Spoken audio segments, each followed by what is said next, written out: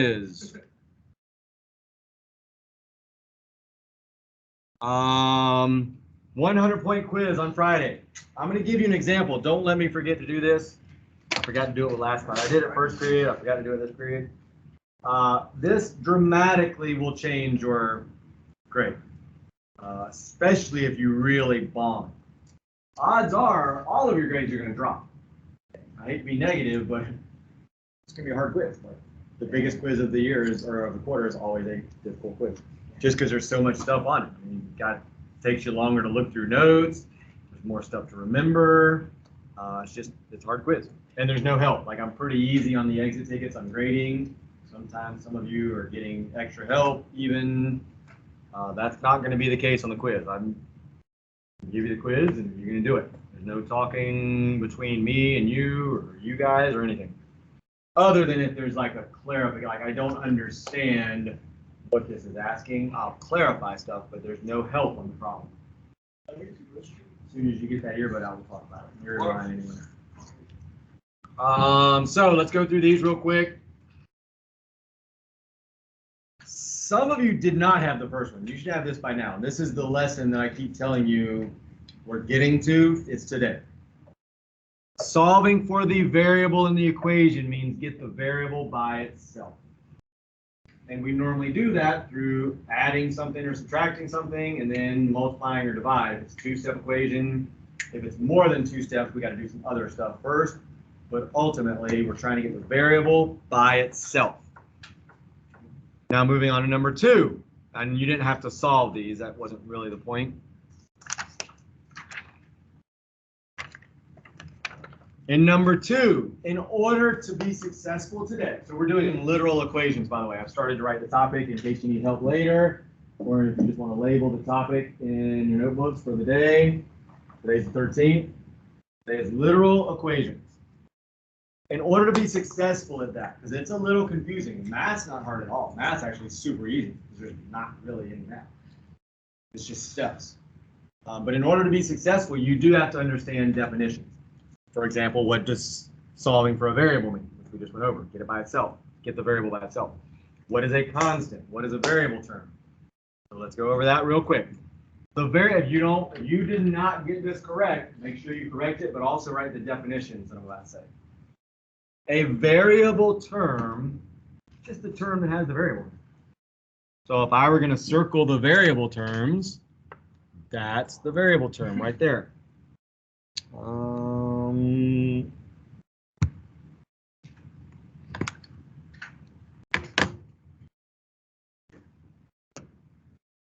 That's the variable term in that equation. There's only one variable term in a two-step equation. That's what makes it a two-step equation. There's one term of a variable. There's 2 constants, though, which we'll talk about in a second. You would include the negative sign, by the way, in that last one. Those are variable terms. If there's only variable terms and constants, there's nothing else. So if you know where the variable terms are, like we've been focusing on where the constant is when we do the steps, kind of change that a little bit because after seeing the exit tickets last week, that was a little confusing for some people, I guess. If you can identify which term is the variable term, everything else is a constant. We only have variable terms and constants. That's it. So if I know that those are my variable terms, then that is a constant, and that is a constant. That is a constant. That is a constant. That is a constant. That is a constant. They don't have a variable with it. And when I say they don't have a variable, that's going to change a little bit today because we're going to have a whole bunch of variables. They don't have the variable we are solving for. So all of these, we would be solving for x. So we're calling the variable term, the term that has the x. That's what we're solving for. You're going to need to make sure you make a little adjustment when we go to the actual literal equation problems, because you're going to see a whole bunch of variables. So you can't just say where the variable is. You've got to say, where's the variable I'm solving for? That's your variable term. And you'll see an example of it. So you don't have to write anything just yet. So now, if we know where the constants are, that's when we just go to our step sheet. First step says start with a constant that's on the same side as the variable. So we would start with the subtract 6. We would start with, again, the constant is the one without the variable. That's the one with the variable. So we'd start with the 3. Over here, we'd go to the other side because that's the variable term over there. We'd start with the 2. So maybe starting by identifying the variable term first, then just know everything else is a constant. And we need to start on the side where the variable is. So we're always starting with the constant that's on the same side as the variable. On the same side is different than with the variable. This is with the variable. That is with the variable. That is with the variable. Technically, there's a 1 that is with the variable. This is just on the same side as the variable. Any questions on that? Oh, I got to give you the talk in a minute.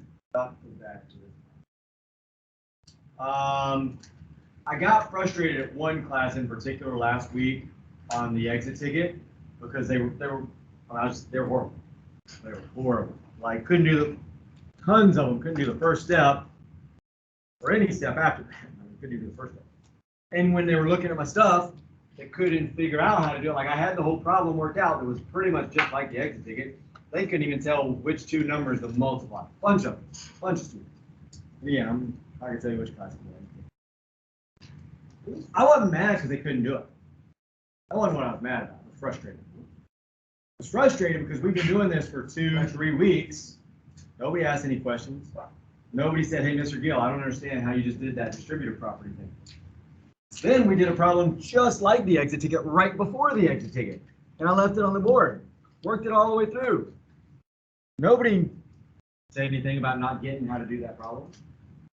Nobody said, oh, I don't understand how you did that stuff. How did you, not one peep out of any of the people that were struggling.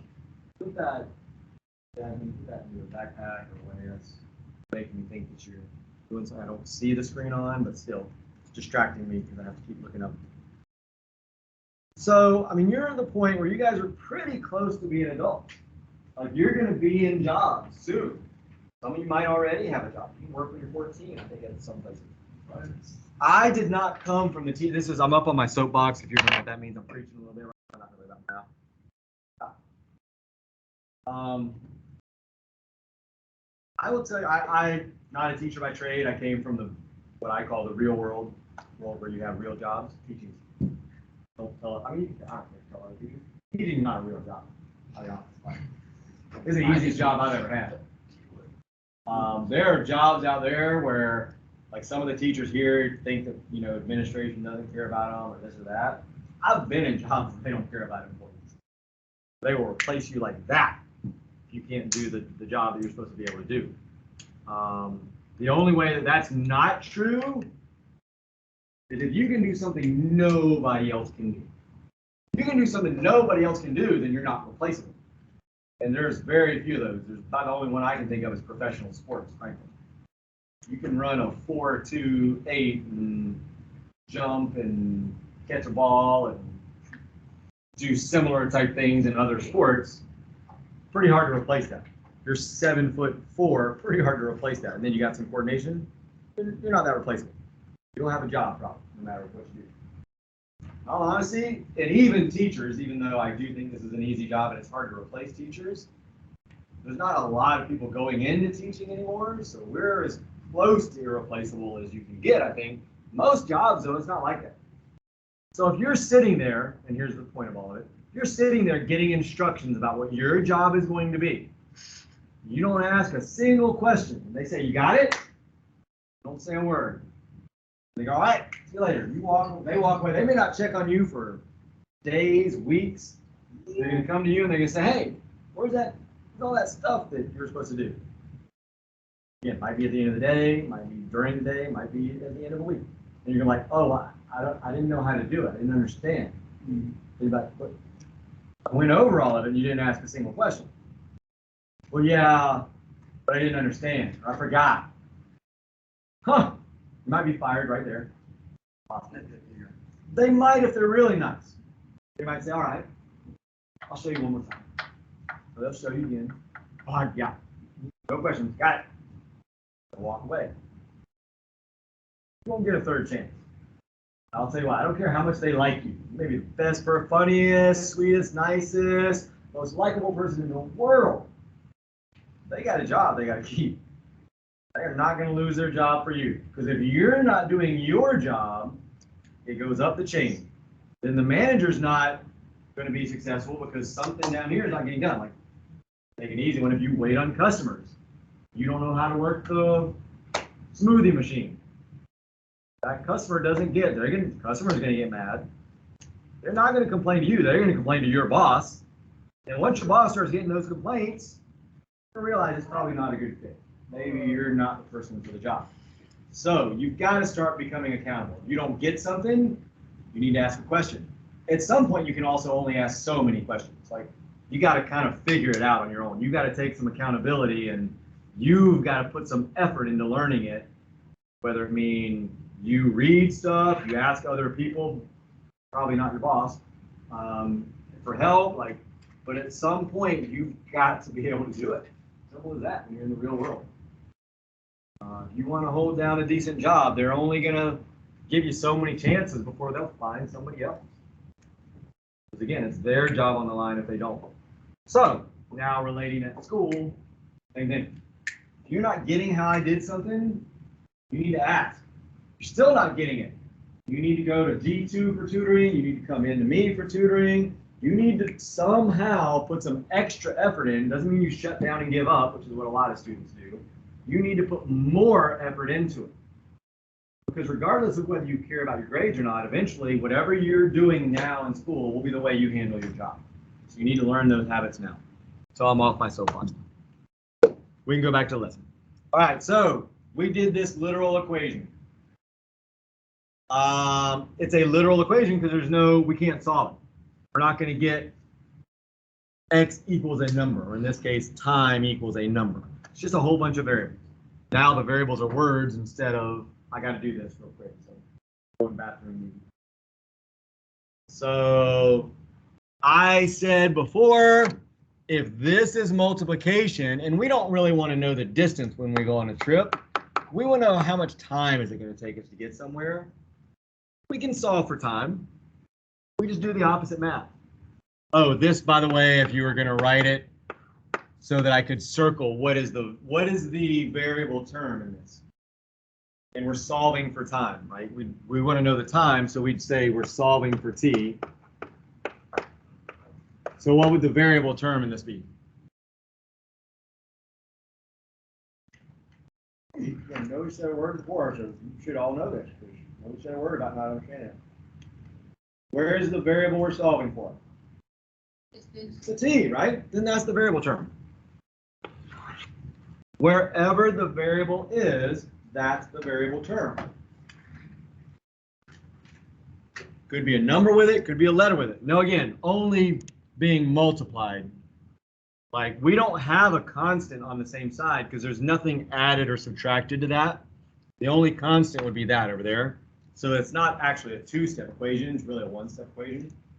But again, the variable term is wherever the variable is. You just circle the variable and include anything next to it. If you don't know that, write it down. You circle the variable and whatever's next to it, in front of it. So if I want to then solve for time, so again, we could say I'm solving for t. If that's multiplication, I need to do the opposite math. So I would divide, solving for t, so I divide by s. I never divide by whatever I'm trying to solve for. That doesn't do us any good. So I need to divide by the other number or variable. So that's the equation. T equals, or we could say time equals distance divided by speed. We did that the other day. And then in variables, if I converted all those words to just one letter variable, time equals distance divided by speed. So now let's do the real part. We're going to solve out a normal two-step equation and then apply that to a literal equation. These are all you need to know. Like, I don't make them any harder than the ones on the right. What we're going to do in a second. And I'm going to give you a worksheet if we hopefully get to it, which we should. That'll have a few more we'll practice like those. So First, here's our steps. I need to know where the constants are because I'm going to start with the constant on the same side, but we're going to start, where's the variable term? Again, the variable term is going to have the variable we're solving for. So that's the variable term. Well, if that's the variable term, that's a constant, and that's a constant. Everything else is constant, or a constant. Oh, write these down too. If you have downtime, just copy the ones down that you haven't copied down yet. So if that is the variable term, then that's a constant, that's a constant. Well, it says on your steps sheet, we start with the constant on the same side as the variable term. Well, if that's the variable term, then that's the constant on the same side. And it says do the opposite math. The first time you're either going to add or subtract. You need to make sure these signs are opposite. Always opposite on that first step, or two-step equation. If I do this on one side, I do the exact same thing on the other side. Now I just do the math. That gives me 18. Those go away. I bring down the variable term because I haven't done anything with that yet. So now, again, on your step sheet, it should have said, you should have written, for the second time I do the math, I need to do either multiplication or division. And again, I'm still doing the opposite. Well, that's 2 times m. So the opposite of multiplying is dividing. Well, if I do it on one side, I got to do it on the other side. So I get m equals 9. Again, we got the variable all by itself. That's what solving means. Again, the whole reason I use that definition is for this lesson. You're in line. Nobody's going yet. It'll probably be a little while, so you guys can stop asking. Might not all go. So here's what you need to do right now. Write those equations on the right. Leave a little room after each one of them because we're going to solve them. Once you've written them, I want you to circle the variable term. And again, the variable term is based on what you're solving for. Because you got a bunch of variables in some of them. But the variable term, so the variable term is the one that you're solving for. What are you solving for? And that's the term you circle. If you get this done quickly, I forget who was first, but if you get it done quickly, I might let you go. So do this quickly, and I'll probably let you start the, if it's correct, I'll let you go. What's that? I think you were second, and then I think, were you in line? Where were you? You were up there pretty early too. Third, and then Izzy. Nobody else, right? 4. So when you're done, let me know, Jasmine, and I'll check it. If you can solve it, like if you think you can solve for the variable, you can go ahead and do that, and then you won't miss anything. You get it right. If not, then just after you circle it, let me know, and I'll walk around and look real quick. You circle it. So you've not written anything down. You should have written down those equations on the right. You should have circled the variable term as opposed to drawing a bunch of hearts on your paper. Whoa. There we go. Now, it's amazing how you guys see it. Again, you need to be accountable. Let me show you this. No, you put that back. Let me show you something real quick, because this is starting to frustrate Mr. Gill again, because not only are we not asking questions, we're not doing anything. Let me just, how do I do this? Okay, I got to show you later. I can't do it while I record. After I do this, I will show you before we start the problem. So let me do this right now. I'm getting frustrated. I got to show you. All right, so I'm going to show you real quick. Jasmine, let me do this real quick, and I'll let you go, and we can start the line. I'll do it differently in here because, again, I'm getting a little frustrated. So the variable term has the variable in it that we're solving for.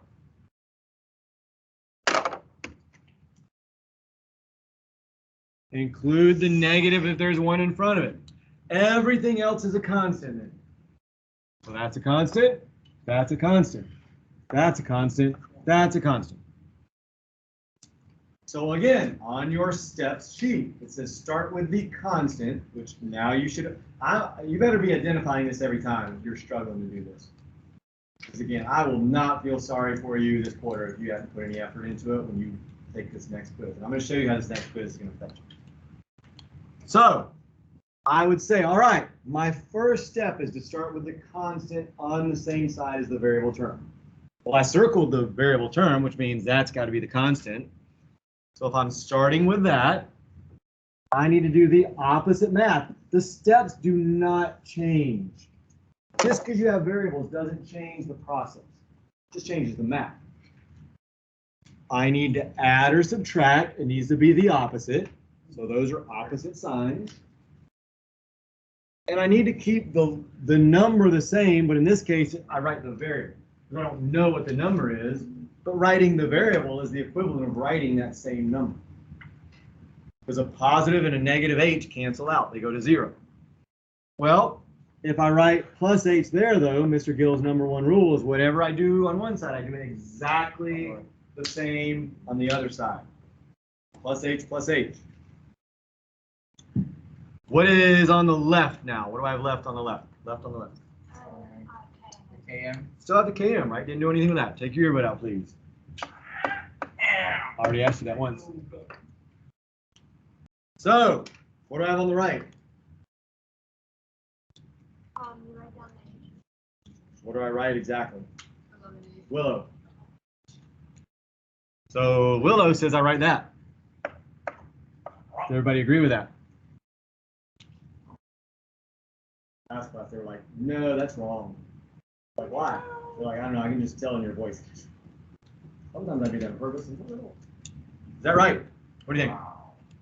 Got an 11 and H over there. I think so. What's 11H mean? 11H. What's it mean? What does 2M mean? What's the math going on between the 2 and the M? That's 2 times M, right? So what's 11H? It's 11 times H. Did I multiply times H on the right? Oh. No. 11 plus H is not 11H. You put your backpack? Put your backpack.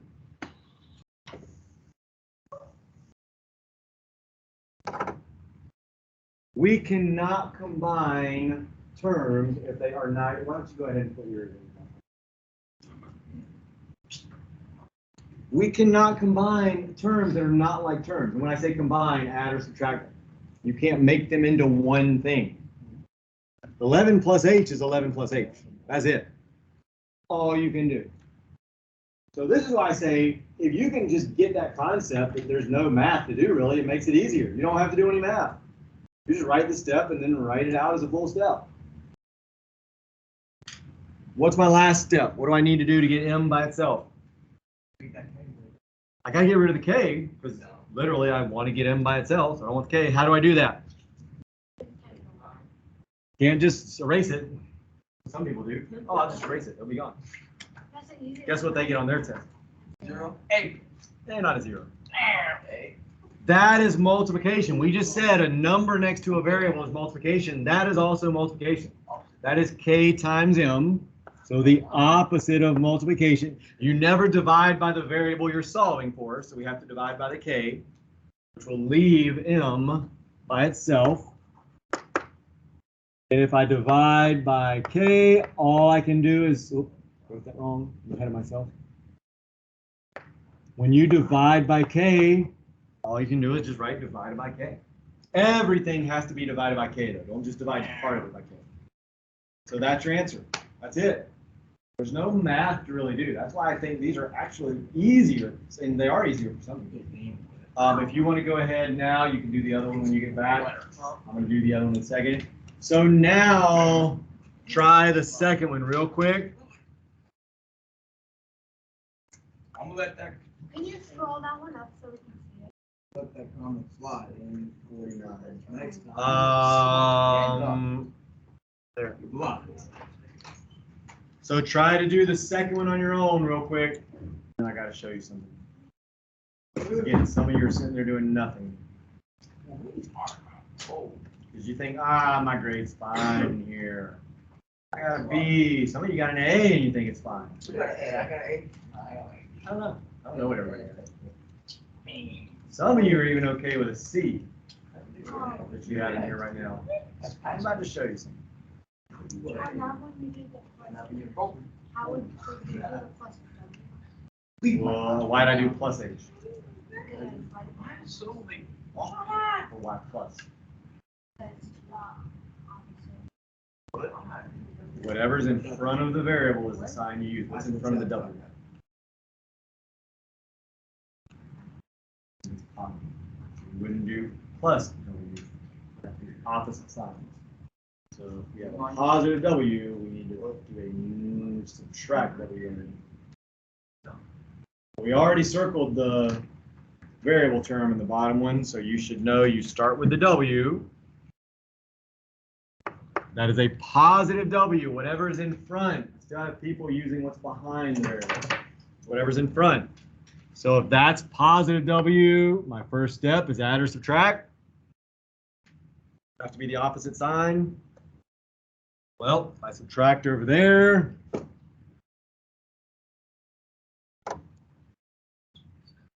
then I need to subtract over here.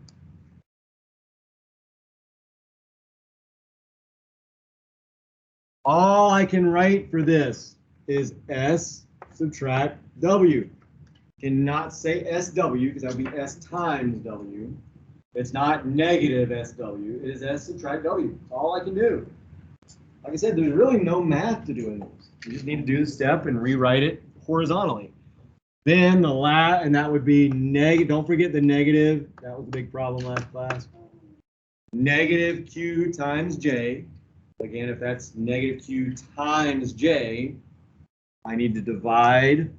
Don't ever divide by the variable you're solving for. So it has to be the Q then. We'll get to some that'll be a little tougher than this at some point. But for now, there's only one variable, like what we're dividing by. Well, if I divide by negative Q over there, I have to divide this entire side by negative Q over there. And that's your answer. That's it. I subtract W divided by negative Q.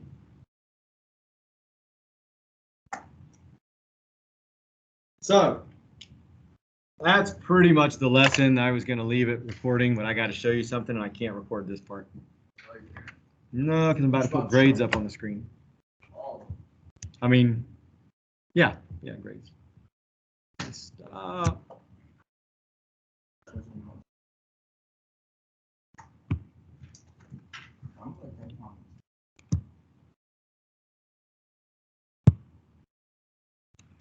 Stop recording. All right.